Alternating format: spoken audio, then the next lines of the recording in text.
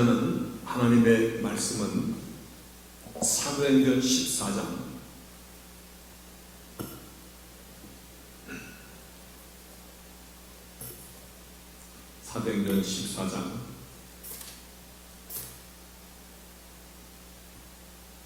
19에서 22절의 말씀 받도록 읽겠습니다.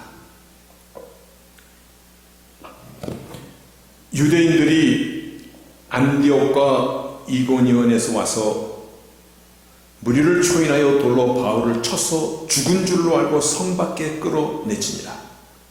제자들이 둘러섰을 때 바울이 일어나 성에 들어갔다가 이튿날 바나바와 함께 더베로 가서 복음을 그 성에 전하여 많은 사람을 제자로 삼고 루스드라와 이고니온과 안디옥으로 돌아가서 제자들의 마음을 굳게 하여 이 믿음에 거하라 권하고 또 우리가 하나님 나라에 들어가려면 많은 환난을 겪어야 할 것이라 하더라. 아멘. 앉으시겠습니다.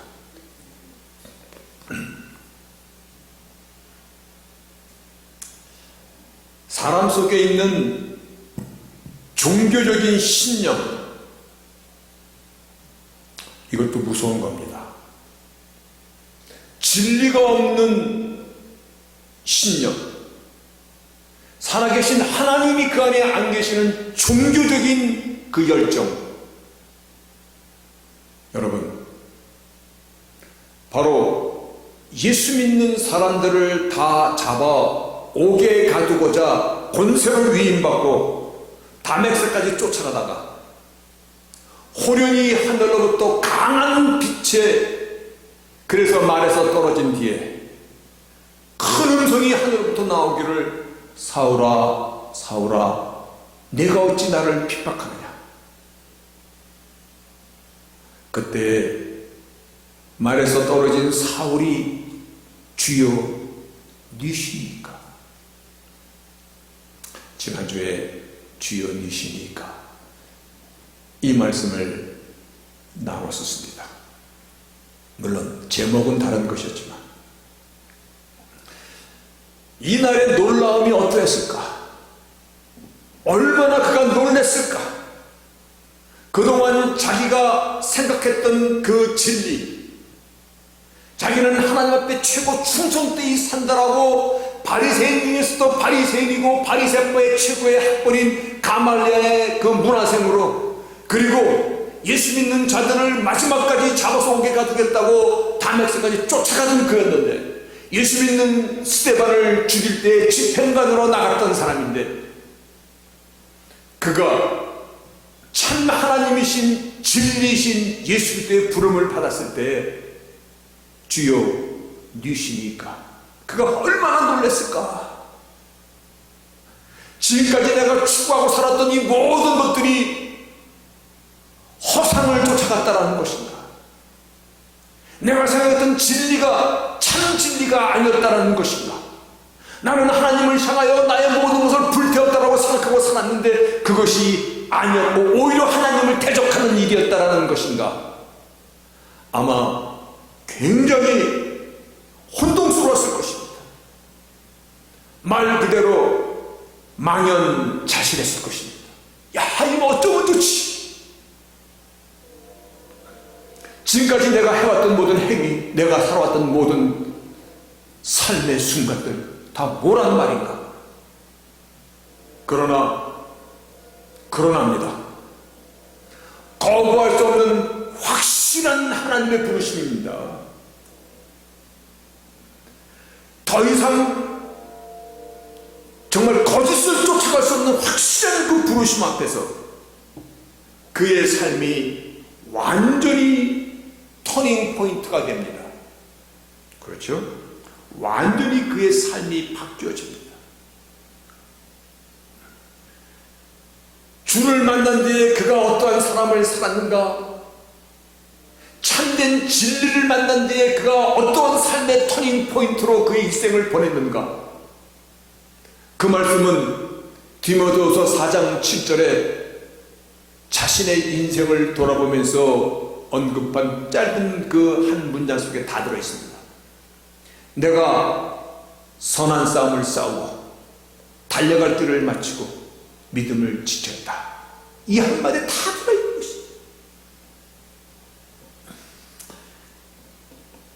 지난주에 이어서 오늘도 연장선상에서 말씀을 나누는데, 지난주의 말씀은 어떻게 사십니까? 오늘 말씀은 비슷한 것 같은데 달라. 어떻게 살아야 합니까? 어떻게 사십니까? 현재적인 개념인데, 현재와 미래를 향한 오늘과 내일을 우리는 어떻게 살아야 될 것인가, 어떻게 살아야 될 것입니까?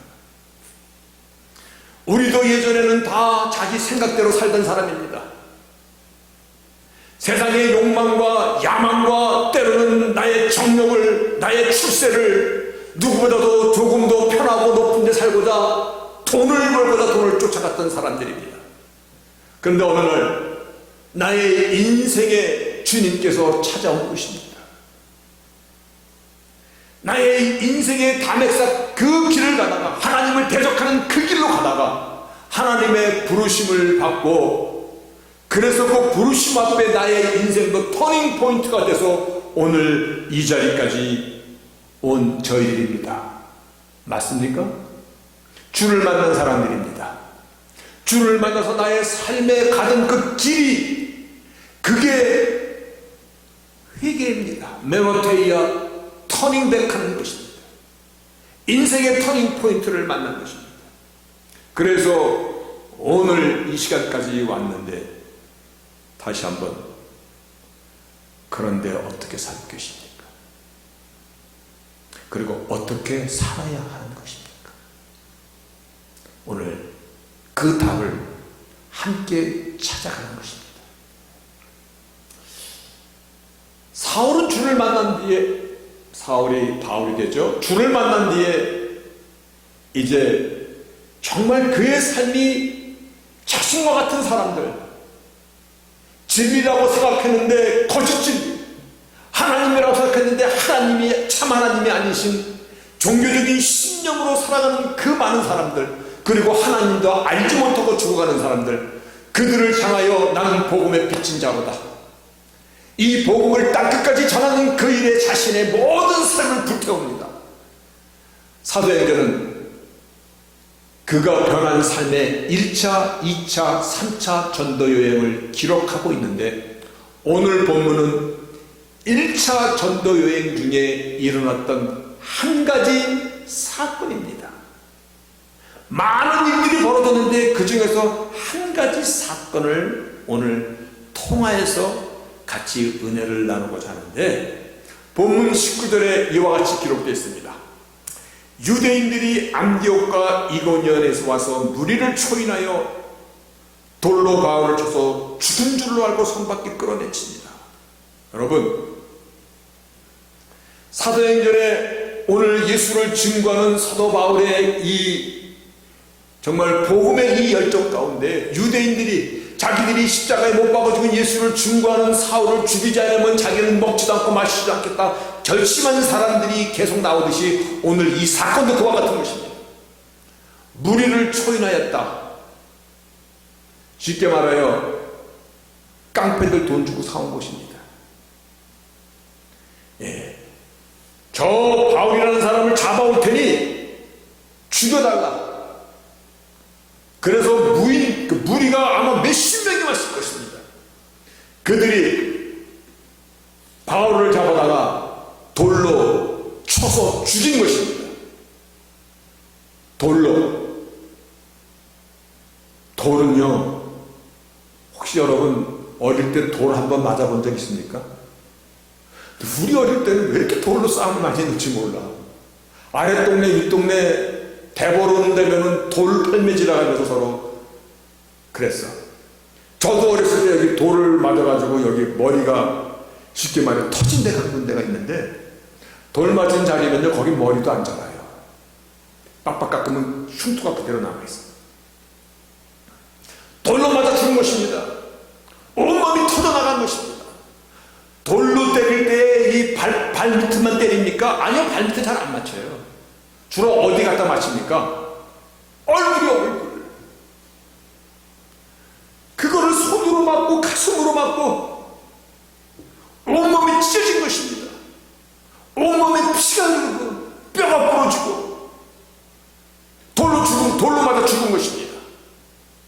돌로 맞아 죽었음을 암시하는 글이 고린도후서 12장에 나옵니다. 고린도 12장에요.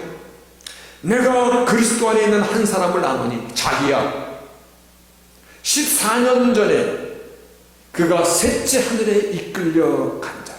셋째 3층전 하늘. 그가 몸 안에 있었는지 몸 밖에 있었는지 나는 모르거니와 하나님은 아시느니라.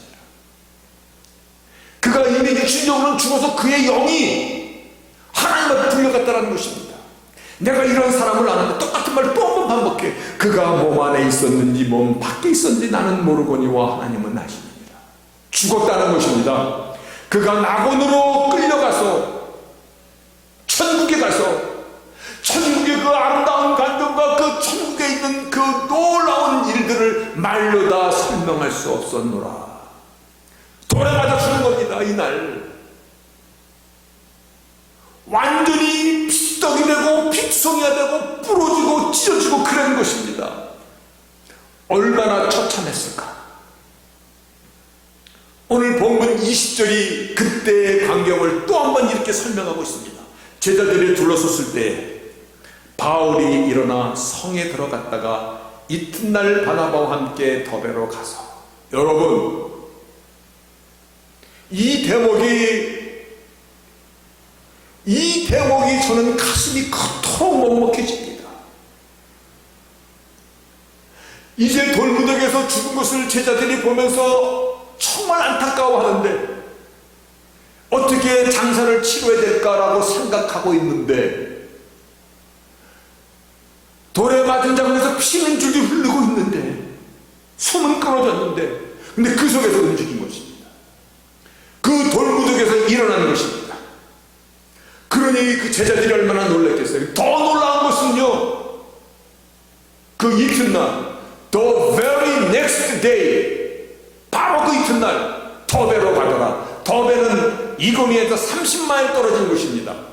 30마일을 우리 계산으로 얘기하면 약 120년이 떨어진 곳입니다. 돌에 맞은 상처에서 아직 피가 흐르고 살이 아물지 무슨 뭘 아무겠어요. 돌 맞은 데서 멍이 얼마나 겉으로 나타나겠어요. 온몸이 만신창이가 됐는데 몇 달이고 쉬면서 치료를 받으며 쉬어야 되는데, 그렇죠? 몇 달이고 쉬면서 상처 부위를 아물도록 기다려야 되는데, 그런데 성경이 기록하기를 120년이 떨어진 그곳을 the very next day, 바로 그 다음날 더베로 갔다는 것입니다. 말을 타고 갔다면 말 안장이 피가 진물이 아물지 않은 그 몸에서 흐르지 않겠어요. 걸어갔다면 그 걸음 발자국마다 핏물이 배이지 않았겠어요.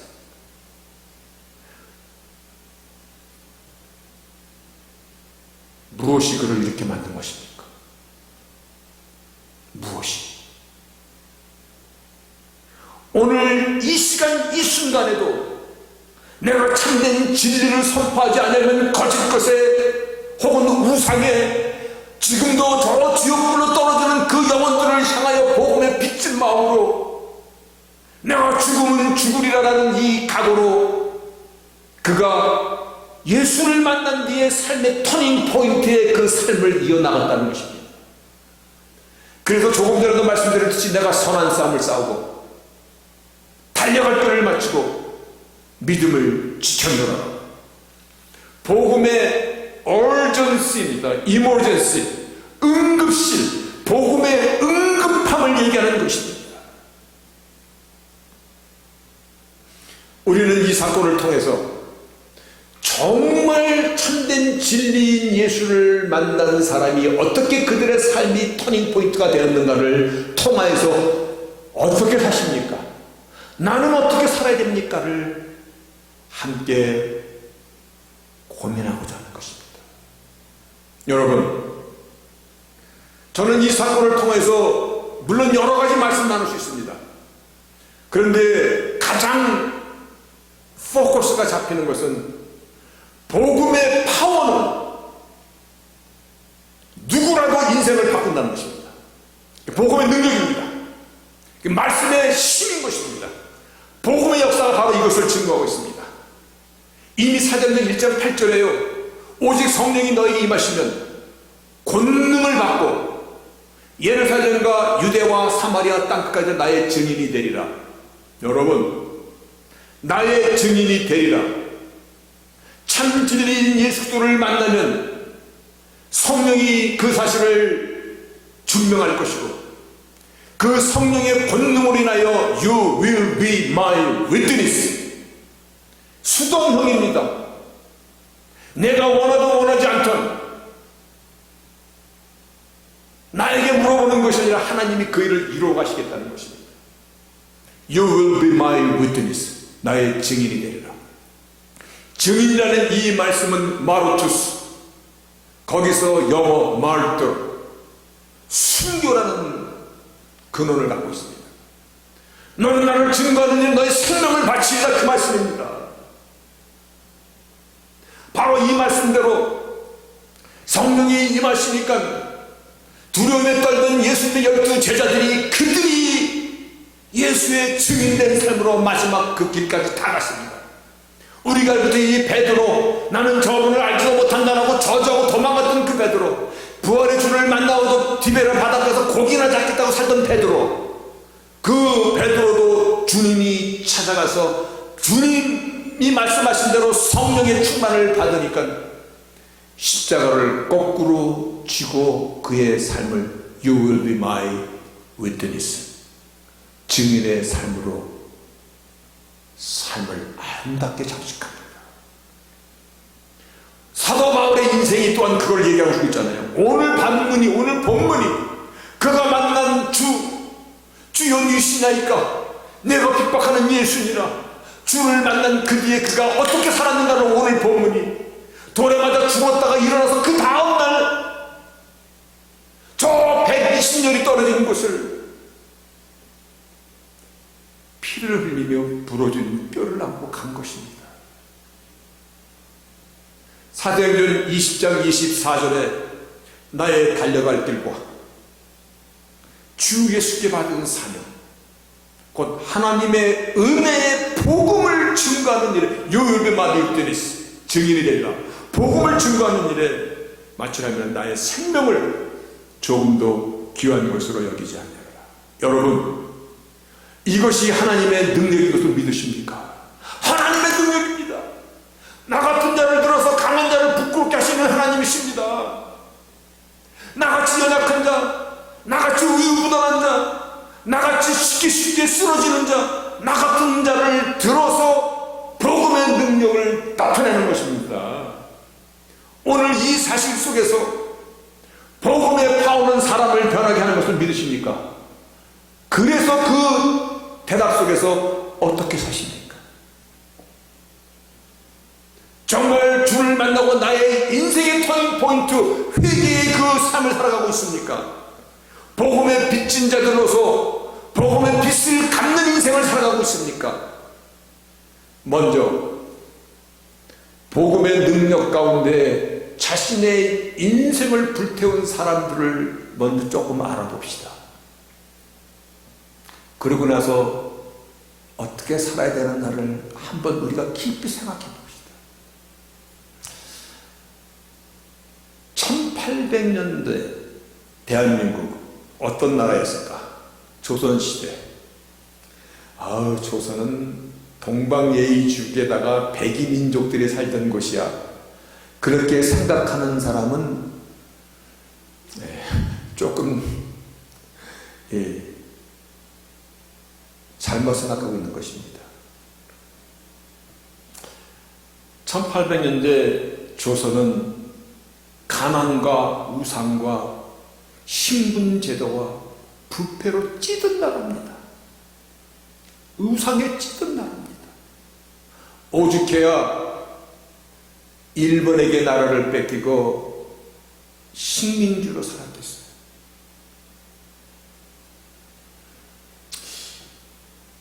여러분, 제가 어렸을 때, 그러니까 뭐 조선 1800년대가 아니야. 제가 어렸을 때는 1900년, 60년대, 70년대 얘기하는 것입니다. 지금부터 그렇게 오래된 얘기가 아니에요. 그때도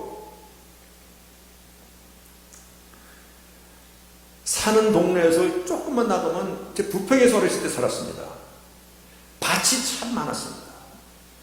밭도 많고 뭐 농사 짓는 데도 있고. 근데 밭마다 인분을 비료를 썼기 때문에 똥구덩이가 있었던 거 기억하십니까?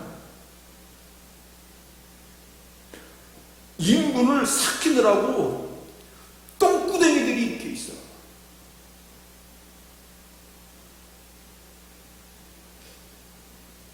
우리가 어렸을 때요, 아니 70년대쯤에요, 사람들이 뭐 대소변을 급한 대로 길바닥에 가서 놓았어요. 그래서 길바닥만 해도 사람 똥 플러스 개똥까지 밤에 잘 먹고 그러면요 밝아요. 그래서 법이 무슨 법이 있냐면, 길에다가 노상 방류하면 경범죄로 잡혀가요. 그렇죠? 그러한 땅에 1800년도 말에 1885년도 4월 부활주일날 아펜젤러와 언더우드 선교사가 발을 내딛은 것이에요. 미개의 나라에 온 것이에요. 그들이 조선 땅에 처음 발을 딛고 뭐라고 기록을 남겼는지 아세요? 가장 먼저 냄새로 칙칙할 것 같다. 온 나라가 똥냄새로 가득 찬 거예요. 언더우드의 기도문이 지금도 남아있어요. 가난한 땅, 메마른 땅, 나무 한 그루 시원하게 자라나지 못하는 땅,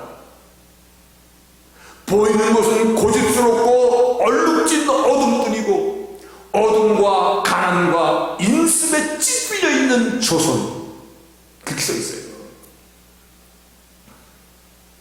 그들이 왜 알지도 못하는 조선 땅에 온 것입니까? 지금 복음의 파워를 지금 우리가 한번 돌이켜보고, 그들이 인생을 어떻게 불살랐는가를 통해서 오늘 내가 어떻게 살아야 되는가를 지금 한번 정리하고자 하는 것입니다. 왜냐면 우리도 예수 믿는 사람들이니까, 우리도 인생의 어느 날 담에서 천상에서 주를 만난 사람들이니까. 그렇죠? 양화진이라는 한국의 그 양화진이라는 곳에 외국인 선교사들이 묻혀있는 묘지가 있는데 약 550기 정도가 있다고 합니다. 저는 못 가봤는데 그 중에는 초대 선교사님들이 죽은 묘지들이 쭉 있는데 주로 많이 있는 것이 부인과 아이들의 묘지가 많답니다. 아이는 무슨 죄가 있어? 그런데 위생상태, 풍토병, 어린아이들이 거기서 부모 따라왔다가 목숨을 잃은 것이야.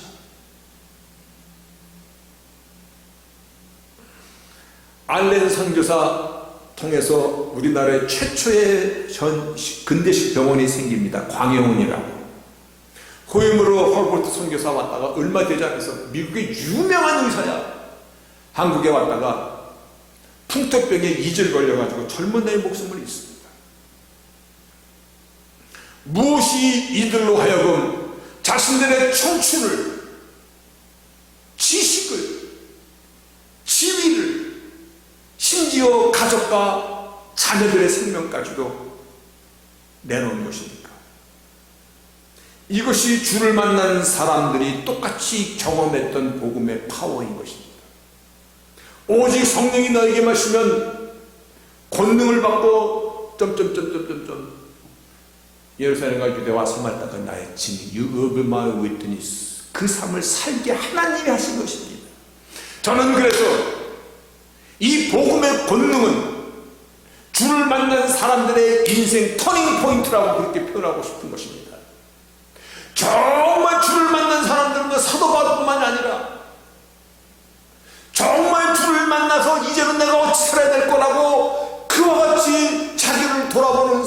하면, 그래서 복음의 파워는 주를 만난 사람들의 인생의 터닝 포인트로 나타나고 있습니다. 저는 그렇게 표현을 합니다. 외국 사람뿐만이 아닙니다. 우리 한국에도 믿음의 참 본이 되는 선배님들이 얼마나 많은지 몰라요. 여러분, 최건능 목사님이라는 이름을 아마 들었을 것입니다. 예수천당 지역 불신, 어느 날 새벽 4시만 되면 크게 외치고 다니는데 일본 순사가 시끄러우니까 입 다물라고 그러니까 입 다물었겠어요? 더 크게 예수천당 하니까 말이 깜짝 놀라서 말이 되니까 순사가 맞아서 떨어져가지고 그분의 일대기에 나온 글입니다. 복음을 전하러 다니다가 눈이 많이 내린 어느 산골에서 고립이 된 것입니다. 그리고 추위와 배고픔에 정말 생명의 불이 꺼져가는 그때, 그런데 눈앞에 소달구지 하나가 지나갑니다. 근데 그 소달구지에서 소가 똥을 싸는데 똥 속에서 누런 게 보이는 거야. 그래서 허겁지겁 기어가가지고 똥을 헤쳐보니까 똥 속에서 미처 소화 안 된 콩들이 막 있는 거야. 똥 속에. 그 똥을 손으로 막 헤치면서 콩알들을 건져내고 눈에다가 씻어서 그것을 먹으며 자신의 부름의 사명을 감당했던 기록들이 나옵니다.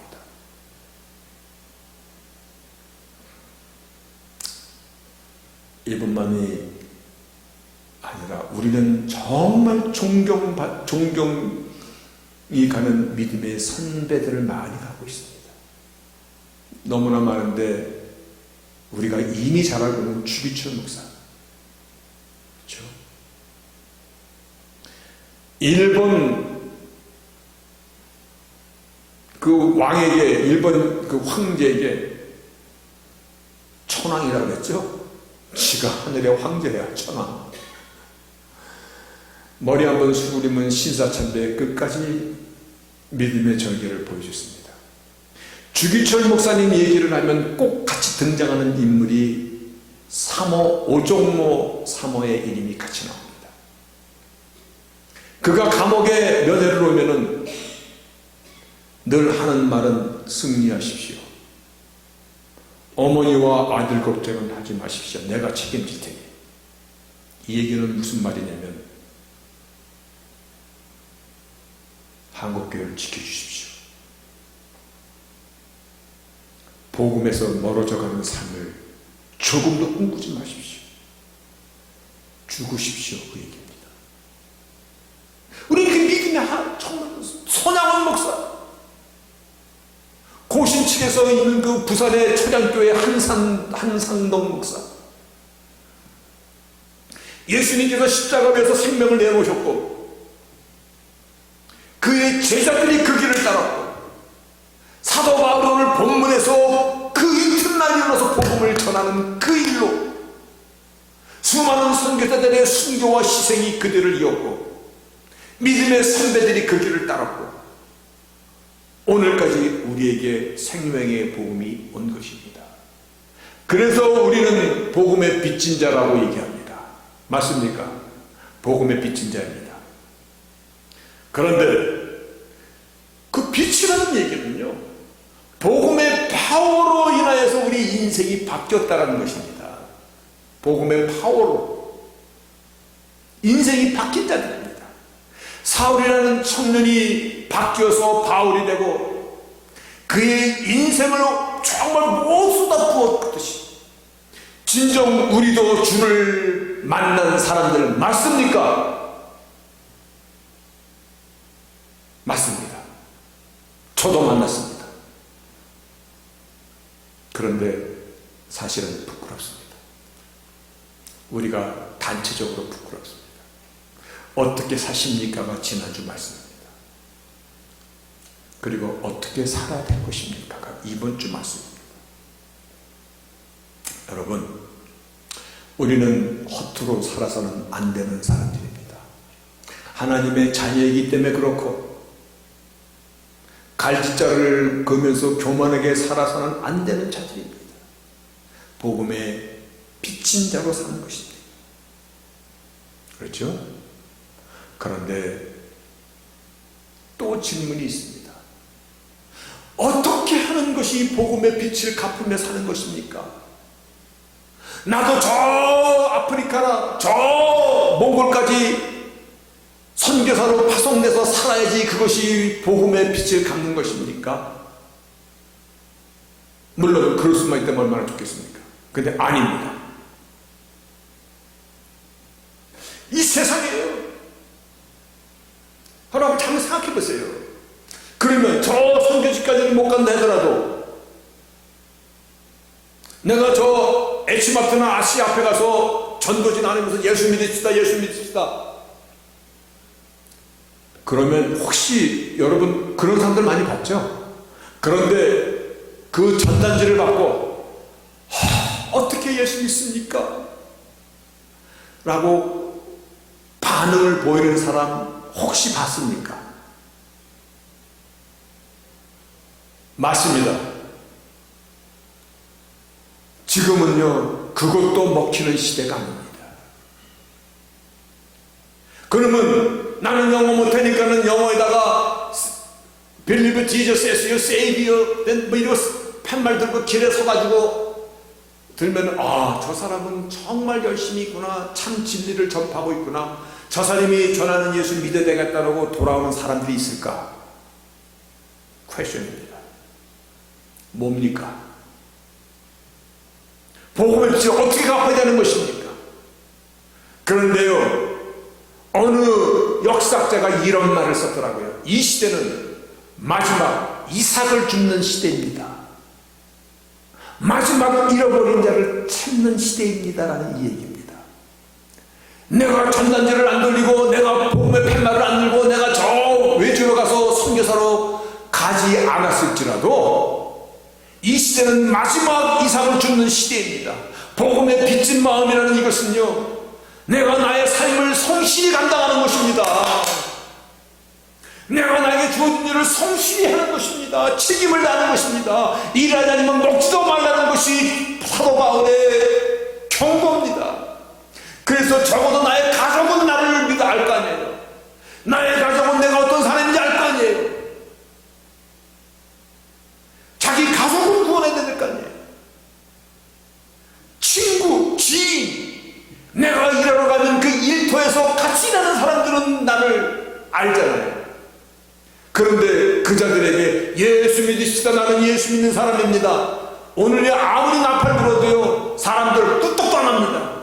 이미 공중곳에 되면 사단이 꽉 잡고 있는 시대입니다. 이미 예수 믿는다고 그러면 사람들이 아이고야 잘 믿으세요. 이미 참 빛을 많이 잃은 시대입니다. 이제는요 내가 나팔 부는 것보다 나의 삶으로 복음을 증거하는 시대가 된 것입니다. 나를 아는 사람은 나를 알 거 아니에요. 내가 일터에서 만나는 사람들은 내가 얼마든지 예수 믿어야 말하지 않아도 내가 나의 일을 성실히 책임있게 그리고 이기적이 아니라 일타적으로 살아가고 내가 결국은 살아가고 내가 정말 최선을 다해 살아가는 사람인 줄 안다면 여러분 주위에 교회 다니는 사람 참 많죠?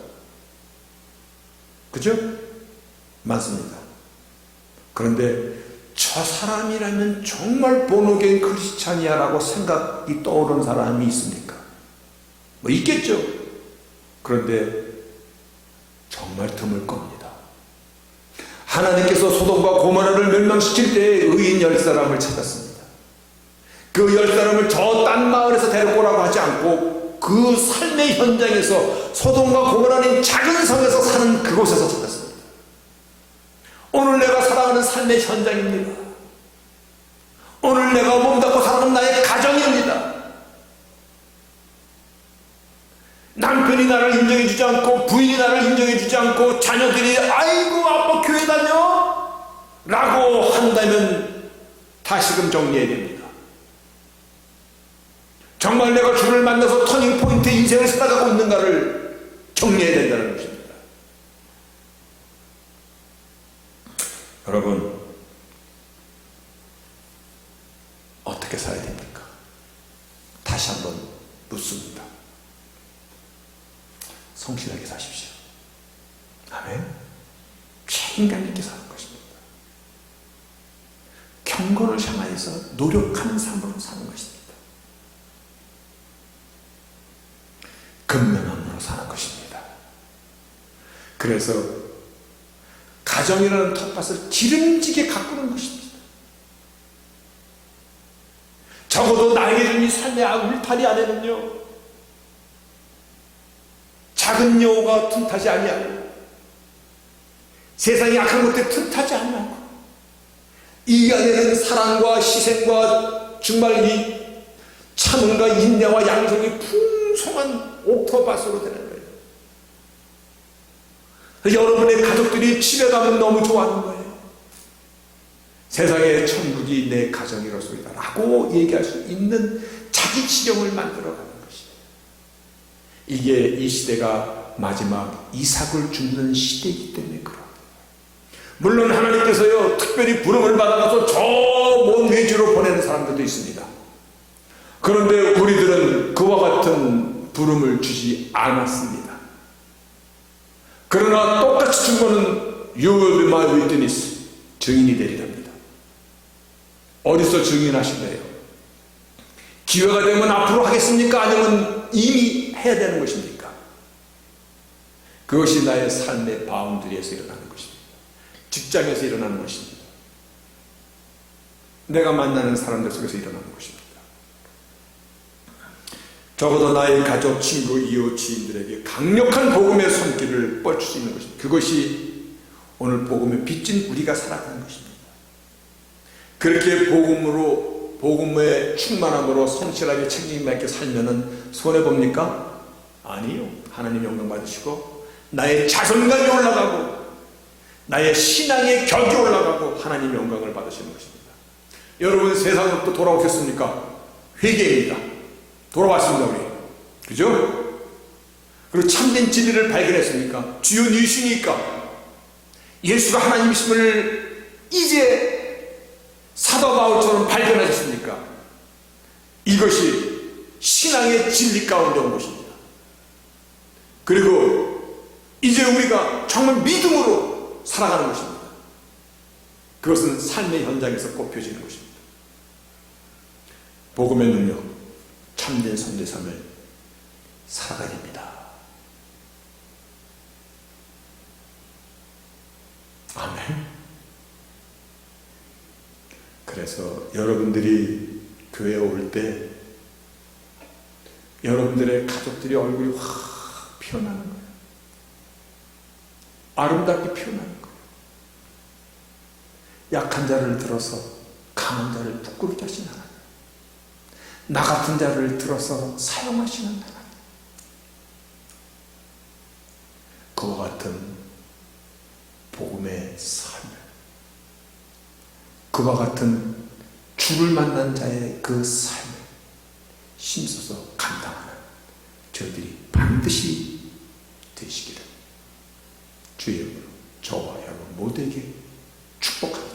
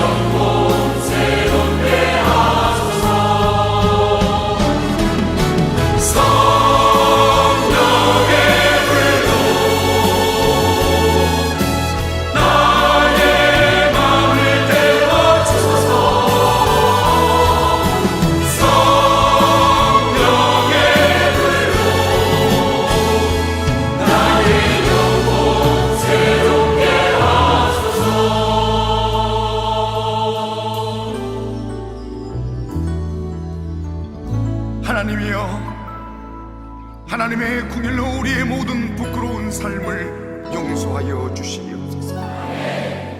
용서받을 수 없는 우리를 위하여 십자가에 못 박혀 죽으신 아버지, 그 어느 누구도 주님의 사랑에서 끊을 자가 없음을 고백합니다.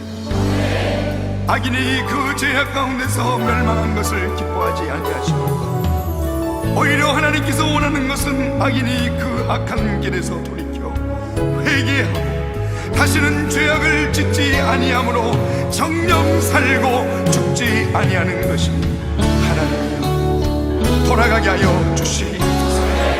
마른 뼈와 같이 소망 없는 이 민족에 정령 다시 살기 위하여 하나님께로 돌아가게 하여 주시옵소서. 골짜기의 마른 뼈들이 하나님의 말씀과 생기를 받고 다시 살아나 큰 군대를 이루었던 것처럼 소망이 없는 이 땅에도 하나님의 거룩한 생기를 불어주시옵소서. 하나님이 우리의 모든 죄악을 덮어주시고 우리의 마음과 영을 새롭게 하여 주시옵소서.